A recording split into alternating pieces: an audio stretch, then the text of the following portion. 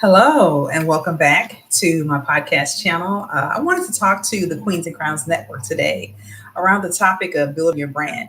There are so many pieces of information out there that we have around our brands, what we should do, your personal brand, your business brand. If you're an employee who works for a company, how you're able to amplify that brand.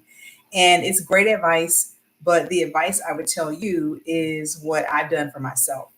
One of the first things I decided to do when it came to my brand was to think about my voice, my vision, and my value.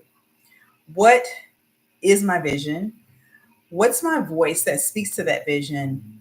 And that's how I'm going to show up and deliver value. And so I considered my company, what I wanted to do, who my target audience was, AKA your avatar. And I thought about how can I show up and what formats can I show up and what value can I add to folks so they can be able to see me and really to build a visible and viable brand. And as I'm still in the learning process, something that I have noticed is that I chose to be very intentional and strategic around what I chose to do. And so there were several pieces that I chose to do.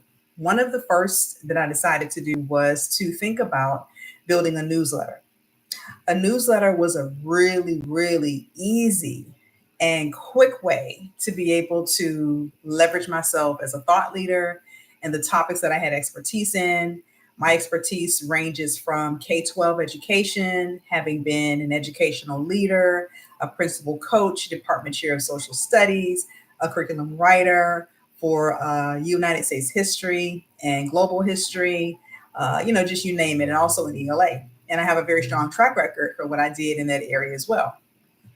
Kids passed tests, and it was just great. And so that's something I wanted to think about too. The other area of expertise is diversity, equity, inclusion, and belonging, and also anti racism or levels of racism in workspaces, and also bias, also known as ABAR. I wanted to be able to think about how could I leverage that as well.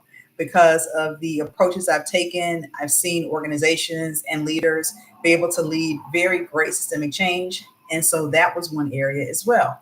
And the final area of authority that I have is autism. Not only being an autistic parent, but also really having understood autism from different perspectives, from the perspective of the parent, the child, education, and also an adult into adulthood. So I get to see that from the span. Given that I have those areas of expertise, what I wanted to think about is how can I deliver this brand in a way where folks can see me again as a thought leader and find value in what I had to say. So the newsletter was an easy way.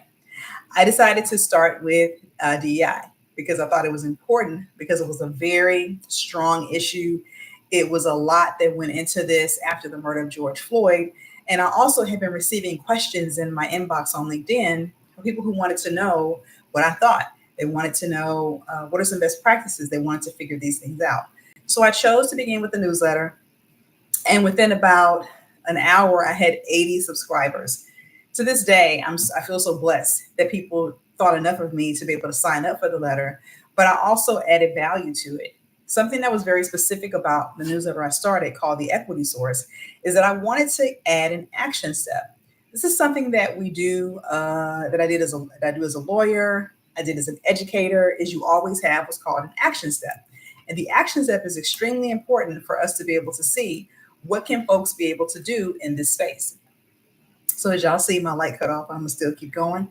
And so I wanted to make sure that my newsletter really focused on an action step and a story that was combined with it. And so it led me to move from 80 people to, 2,600, but they were aligned to what I wanted to do. There's a difference in having followers, and there's a difference in having people who sign up for your newsletter who just sort of sign up for it. I wanted aligned followers, which is why I'm very proud of the folks that have signed up for it as my allies and advocates and supporters, including Black talent, who have found value in what I have to say.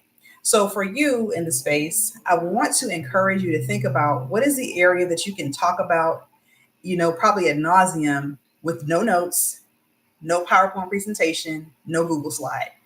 Just you talking about it because you know it that intimately, you know it so well.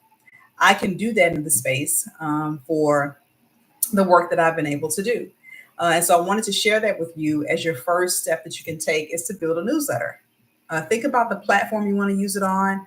You can use it, of course, through, there are many ways you can do a ConvertKit, many ways. Bottom line, think about the platform where you have the most followers and think about where you can be able to target that and what they would want to know and learn from you.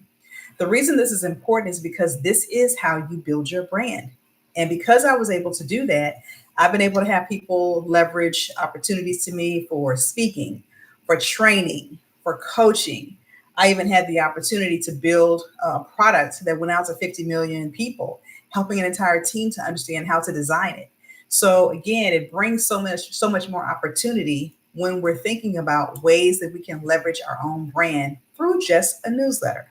So if you'd like to know more about that, please feel free to sign up for my newsletter. It's at my website, TanyaDavis.com, or feel free to keep watching this channel, and I'm going to keep adding more value to you every single week. Thank you so much for watching, and let other folks know about it. Bye.